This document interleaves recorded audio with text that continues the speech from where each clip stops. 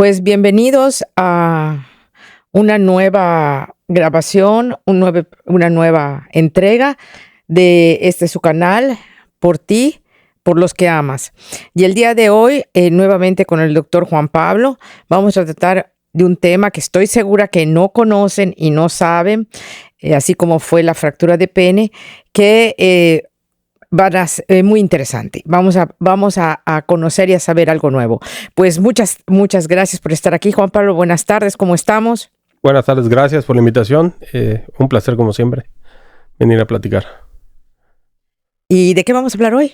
Hoy vamos a hablar de priapismo. Primero vamos a platicar un poco de por qué hay la erección, a grandes rasgos, y después esta enfermedad o este padecimiento que es una erección prolongada. Ok. Bien, entonces vamos a empezar. Recordamos la vez pasada que hablamos acerca de la fractura del pene y tocamos un poco el tema de cómo es el pene por dentro, ¿no? Y recordar que el pene por dentro tiene dos, se le llaman cuerpos cavernosos, ¿no? Dos espacios cerrados donde se va a acumular la sangre. La erección es un proceso de entrada de sangre dentro de estos cuerpos cavernosos que están en el pene. Y por oclusión de unas venas muy pequeñitas, o sea, se cierran unas venas muy pequeñitas, esta sangre se queda en el interior de los cuerpos cavernosos. Es lo que llamamos la erección, ¿no? Vasodilatación, entra sangre dentro de los cuerpos cavernosos, se comprimen, al entrar esta sangre, se comprimen las venas. Hay que recordar que las venas lo que hacen es sacar la sangre de ahí, se comprimen y se mantiene la rigidez de la erección. Vienen otras sustancias o moléculas, se llaman neurotransmisores y transmisores que van a hacer que se relajen los vasos sanguíneos, se contraen y empieza a salir la sangre del cuerpo cavernoso. ¿Sale? Entonces, entrada de sangre, salida de sangre es la erección. Tenemos 3 erecciones.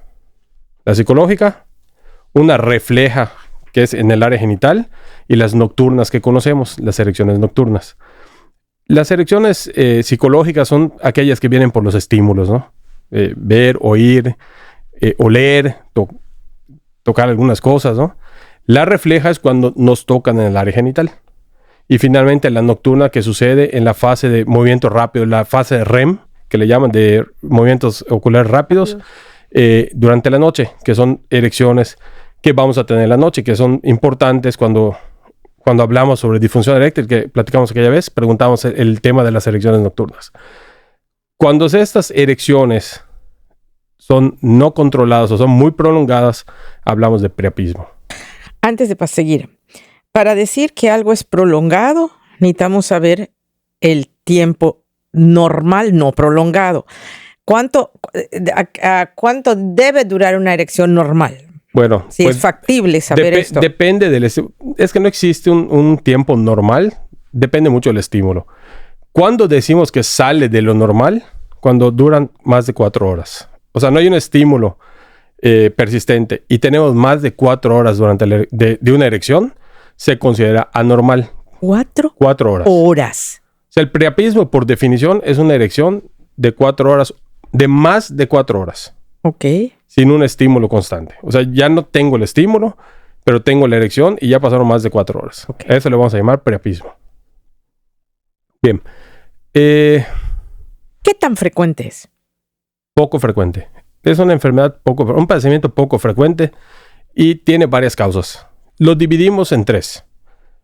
El isquémico, el no isquémico y el recurrente, que se llama isquémico recurrente. Entonces vamos a poner 2.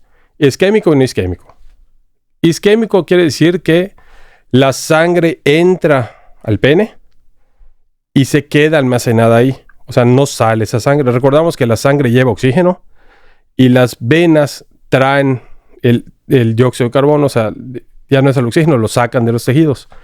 Entonces, en el priapismo isquémico, la sangre entra, se mantiene ahí por mucho tiempo, deja de haber oxígeno y empieza a haber hipoxia o isquemia en el tejido. Ese le llamamos el isquémico. El no isquémico es sangre de las arterias que está entrando constantemente al pene, pero también está saliendo. Es un flujo constante. Entra y sale. Pero se mantiene en la erección. Normalmente entra una parte, se queda almacenada y después sale. En ese no. Está entrando constantemente.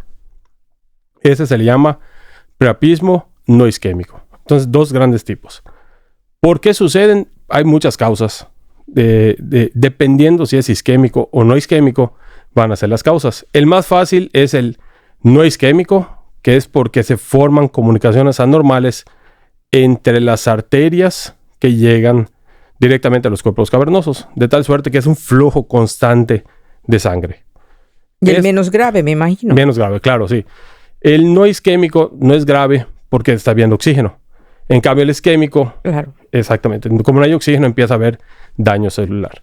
Entonces, el no isquémico son comunicaciones anormales de las arterias que suceden generalmente después de cirugías o después de traumatismos, golpes o alguna situación que crea algo que se llaman fístulas. Una fístula es una comunicación anormal entre la arteria y el cuerpo cavernoso. Entonces va a entrar la sangre constantemente. Ahora, el no isquémico es diferente. El no isquémico generalmente está causado por enfermedades sistémicas. El isquémico, enfermedades sistémicas. ¿Cuál es la más común? Se llama las células falciformes. No sé si he oído hablar de ¿cómo ella. no? Bien, entonces, la enfermedad de células falciformes Muy poco común en nuestro medio, hay que decirlo. generalmente es en afroamericanos. Efectivamente. Entonces, el isquémico sucede porque la sangre entra y se queda atrapada ahí, porque puede haber una oclusión de estas venas por estas células que evitan que salga la sangre que ya no tiene oxígeno. También puede suceder porque hay una falta de remisión de la erección normal. O sea, lo que sucede internamente en el cuerpo cavernoso fisiológicamente no sucede en el isquémico y se queda almacenada la sangre. No necesariamente una obstrucción, pero no hay una relajación para que pueda salir la sangre. No, es un poco difícil explicarlo, ¿no? Pero el tema es que la sangre se queda ahí almacenada y empieza a haber isquemia, dolor, y empieza a haber, después de 6 horas, empiezan a haber cambios histológicos en el cuerpo cavernoso. Cuando este priapismo isquémico empieza a dañar ya el pene, después de 24 horas. 24 horas con erección. 24 horas con erección. Y cuando sucede esto, después de 24 horas, ya el daño en el pene es permanente. De tal suerte que el 90% de las personas que tienen un priapismo de 24 horas o más van a tener disfunción eréctil posterior. ¿Completa? O sea, ¿irreversible? Irreversible, sí. O sea, disfunción eréctil irreversible. Ya. Irreversible. Como consecuencia. Como consecuencia. ¿Y qué se hace? ¿Cómo se trata? Cuando a ti me imagino que llegan al servicio de urgencias estos pacientes y tú como urólogo los recibes. ¿Y qué haces con estos pacientes? Bueno, depende. Bueno, vamos a hablar de los medicamentos, porque es importante. Okay. Los medicamentos que se usan para la erección generalmente se asocian a priapismo isquémico. Sin embargo, solamente un 1.5% de las personas que toman medicamentos pueden llegar a tener o llegan a tener priapismo. Ahora, diferentes son los medicamentos que se inyectan para la erección. Estos sí, hasta un 6% van a tener o pueden llegar a desarrollar priapismo. Entonces, los medicamentos para la erección no son una causa común de priapismo. ¿Sale? Hay que tener calma con ellos. ¿Qué hacemos? Cuando llega un paciente con priapismo, tenemos que saber, ¿es isquémico o no isquémico? El isquémico, obviamente, causa dolor. ¿Sale? El no isquémico, generalmente, es una erección indolora, que muchas veces va a tener palpitaciones el pene, porque la sangre está entrando. Entonces, cuando tocamos el pene, puede llegar a tener palpitaciones, pero pueden no tenerlas. En el isquémico no sucede esto. Simplemente es una erección dura y muy dolorosa. Entonces, es muy firme la erección y muy dolorosa. Cuando llega el paciente, tenemos que hacer estudios. Uno de ellos es un ultrasonido Doppler del pene para saber si está entrando sangre o es sangre estancada. Y otra muy común es tomar una muestra de sangre directamente del pene y mandarla a analizar para saber si los gases que están en la sangre son de vena o son de arteria. Isquémico, no isquémico. Básicamente así hacemos el diagnóstico de saber si es uno u otro. Dependiendo del tipo de priapismo, es el tratamiento que vamos a dar. Entonces ahí varía, ¿no? Cuando es no isquémico, lo que tenemos que hacer es parar la entrada de sangre al cuerpo cavernoso, que eso a veces sucede por sí mismo, solito deja de entrar. En algunas ocasiones podemos usar ciertos medicamentos que no vamos a explicar ahorita porque es un poco complejo, o inclusive podemos usar terapias para ocluir las arterias, embolizaciones, para que ya no entre esta sangre. Ese es el no isquémico. ¿Qué es lo más común? ¿Que se vaya por medicamentos o o vaya por cirugía? Por cirugía. Ok. Embolización. Sería lo más común para el no isquémico. Ujú. Ahora, en el isquémico, lo primero que hacemos es tratar de parar la erección. Lo que hacemos es lavar los cuerpos cavernosos para sacar los coágulos. Eso es en quirófano. O a veces lo hacemos en urgencia, ¿no? Con una jeringa vamos lavando por dentro para que salgan los coágulos. Obviamente el paciente anestesiado. Sacamos los coágulos. A veces inyectamos adrenalina directamente a los cuerpos cavernosos para que se haga vasoconstricción y deje de entrar sangre. Y en unas ocasiones hay que hacer algo que se llaman comunicaciones quirúrgicas entre el cuerpo cavernoso y el cuerpo esponjoso, que es una fístula quirúrgica para que esa sangre tenga un sitio por donde salir. Ahora, cuando hacemos esto, puede resultar una disfunción eréctil posterior. Okay. Porque ya creamos una comunicación anormal entre el cuerpo cavernoso y el cuerpo esponjoso.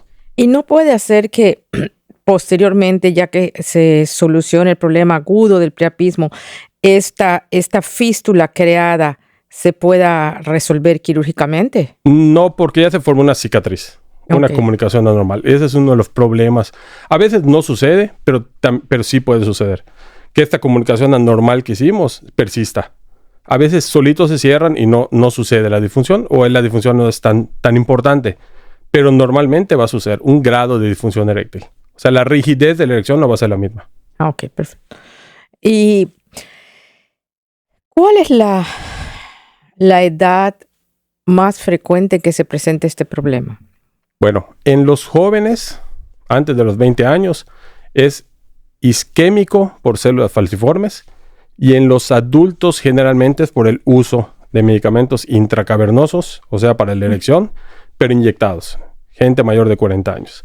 ¿Qué tan frecuente se usan esos medicamentos inyectados? No muy frecuente. De hecho, acabo de tener un paciente que me llamó y que me dijo, doctor, yo no me quiero inyectar. O sea, ya tomé medicamentos, no me sirvieron, no me quiero inyectar y quiero usar una prótesis de pene. No es tan común, no es tan popular que alguien quiera inyectarse. Sí, claro. O sea, de entrada la molestia inyectarse, y segundo, el tiempo de sacar el medicamento y todo esto, no es tan común, ¿eh? De hecho, un tiempo estuvieron fuera del mercado aquí en la región. Nuevamente ya lo tenemos, pero no es muy popular que la gente se inyecte. Generalmente lo usamos para hacer estudios de disfunción eréctil, donde ponemos el medicamento y hacemos un estudio Doppler para saber si la sangre está entrando y si esta sangre está saliendo adecuadamente, o hay algo que le decimos fuga, que cuando no debería salir, se empieza a fugar la sangre, empieza a salir del cuerpo cavernoso. Lo que es una causa de disfunción. Una causa de disfunción, una causa orgánica de disfunción eréctil. Ok. Entonces tenemos que es un padecimiento muy poco común, pero el priapismo, pero que pues puede tener una secuela, ¿no? Sí, puede tener una secuela, sobre todo el isquémico, que es vamos a decir que es el peligroso, ¿no? Que es la emergencia, es el isquémico.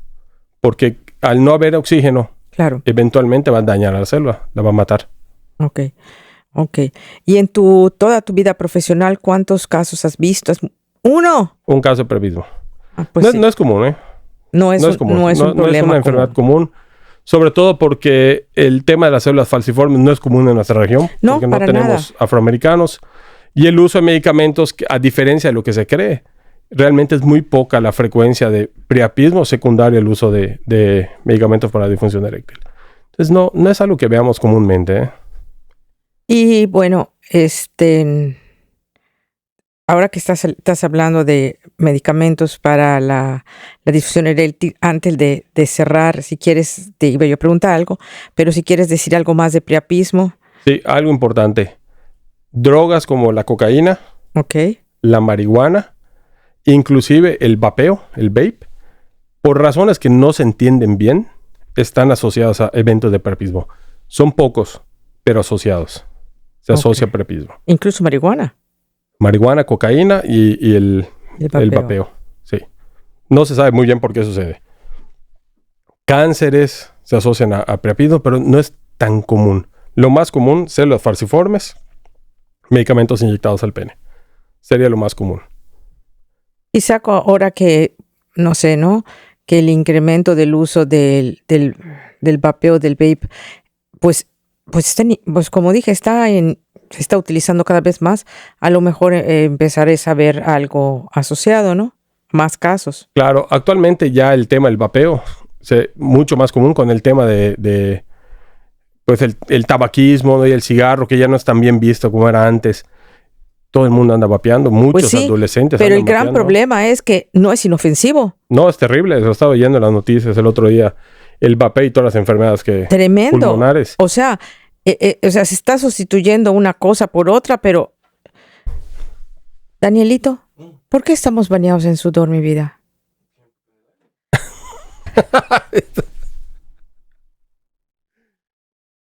El vape terriblemente asociado a problemas cardiovasculares. Terrible. Yo creo que hay que empezar otra vez, así como se empezó hace 40, no sé si 40 años. Yo creo que sí, la educación contra el tabaquismo. Yo creo que se tiene que empezarse una campaña fuertísima contra los vapeadores, porque la verdad está terrible la situación y no hay conciencia. No se sabe, no se dice, y muchos están muy tranquilos pensando que no están fumando y por lo tanto no están poniendo en riesgo su salud, cuando en realidad es tan grave como fumar o más. Sí, yo creo que algo lo que viví ahora el fin de semana es que estamos en un restaurante y sacan el vapeo y como no se comprende todavía porque no huele a cigarro, porque no se le ha estigmatizado como debe ser, la gente usa el vapeo en lugares cerrados. Y claro. Y como no huele, pues le están dando todos y me gusta y los sabores y todo eso. Entonces, siento que es más peligroso inclusive que el cigarro. Porque además, al no tener ese olor desagradable, al ponerle sabores, es un poquito más, y bueno, mucho más adictivo que el cigarro, ¿eh? He visto adolescentes vapeando. Sí, hay máquinas en Estados Unidos para comprar vapes. O sea, dispensadores en la calle. Sí, es un problema muy serio. Es un problema muy serio del que, pues, ojalá, pues se empiece a hablar, ¿no? Y se empiece a hablar desde una perspectiva de conciencia a los jóvenes. Y creo que todavía no han pasado los suficientes años para ver las consecuencias del vapeo. O sea, se sabe que tiene un montón de sustancias tóxicas, pero realmente lo que dices es real, ¿no? No... Es algo relativamente nuevo, ¿no? Sí, yo creo que en años futuros vamos a ver todas las consecuencias del vapeo y la adicción tremenda que está causando, ¿eh? Uh-huh. Yo conozco mucha gente que vapea y le vapean en lugares cerrados. Inclusive a veces en los consultorios están utilizando el vapeo porque el olor, como no se siente, no, lo sacan y lo usan. No. Sí, creen que es ¿cómo se llama? Del agua. Vapor. Como si fuese vapor. Sí, o sea, no saben todo lo de las sustancias químicas, no hay conciencia de todas las... Dicen, es vapor. No, pero no es vapor. No es vapor. Un montón de químicos internos. Está lleno de químicos. Pero bueno, aunque no es parte del tema, pero qué bueno que se tocó y qué bueno que esté en... Sí, ya nos están cortando, pero no importa. Antes de que nos vayamos... quiero hacerte una pregunta que es algo muy colateral, ¿no? Hablaste de estos medicamentos para la disfunción eréctil, orales, inyectados y todo. En el caso particular de los orales, que ya ves que hay un montón de mitos alrededor. Sí. Que nunca hablamos de ese tema porque en realidad este canal está enfocado para jóvenes, pero bueno, siempre es bueno, ¿no? ¿Qué tanto de estos mitos que está, o sea, uno de los grandes mitos es que las personas, pues no en jóvenes, en personas mayores, el riesgo de morir por un infarto es muy alto? ¿Qué tanto es real? ¿Cuál es la realidad del riesgo? O sea, ¿cuáles son los riesgos reales para un hombre de 60 años para arriba, que la mayoría tiene otro tipo de enfermedades, que son hipertensos, que son diabéticos, que cardiópatas? ¿Qué tanto riesgo tienen de consumir estos productos? Bien, existen contraindicaciones. Una contraindicación del uso de estos medicamentos es que la persona esté utilizando nitroglicerina. Ok. ¿Sale? Otra contraindicación es que haya tenido un infarto al corazón en los últimos 6 meses. Ok. Si la persona tiene una cardiopatía establecida, o sea, vamos a poner una insuficiencia cardíaca, ¿está contraindicado? No necesariamente. Se tiene que hacer una evaluación cardiológica para saber si esta persona puede someterse a la actividad física de la actividad sexual. Hay que recordar algo muy importante. El medicamento, yo me lo tomo, no me va a causar un infarto. Pero yo me tomo el medicamento, tengo una erección, tengo una pareja, me aloco y tengo actividad sexual durante 1 hora o más. Esa actividad sexual es una actividad física. Si mi corazón no está preparado para esa actividad física, que sea actividad sexual o jugar pádel o jugar fútbol o nadar o lo que sea, el corazón no lo va a aguantar. Y ahí va a venir un infarto, una enfermedad isquémica del corazón, un ataque isquémico del corazón. Entonces no es tanto el medicamento como todo lo que está alrededor, que es la actividad sexual. Lo mismo que el priapismo. La idea es que estos medicamentos causan priapismo. La realidad es que es extremadamente baja la probabilidad que uno de estos medicamentos cause priapismo. Muy bajo. Pues qué bueno, ¿no? Porque hay un montón de mitos alrededor, ¿no? Y sí se habla mucho y que me va a dar, que va a dar un infarto y que no quiero ser dependiente. No quiero ser dependiente. O sea, hay un montón de mitos alrededor de las pastillas que se usan para disfunción eréctil, medicamentos para disfunción eréctil. Y hay mucho joven que lo utiliza. ¿Por necesidad? Jóvenes. Por querer cortar rabo y orejas. Por eso. O sea, quieren todo. Tener... Sí, todo. El super sexo. Entonces, utilizan los medicamentos. Muchos jóvenes. Entonces se vuelve un tema de moda, ¿no? ¿Y les proporciona alguna ventaja a la hora de tener una relación sexual? Sí, porque finalmente causan dentro del pene que se abran los vasos sanguíneos y entre la sangre. O sea, fisiológicamente les va a funcionar.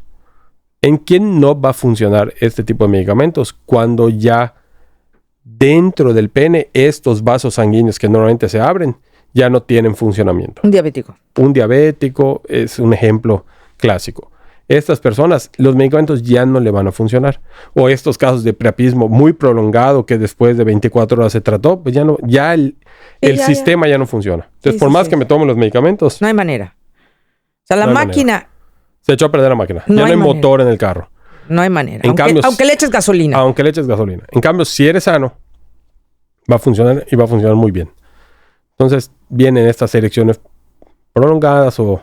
Más prolongadas. Más prolongadas o relaciones sexuales más prolongadas y más satisfactorias, ¿no? Vamos a poner, entre comillas. Ok. Pues bueno,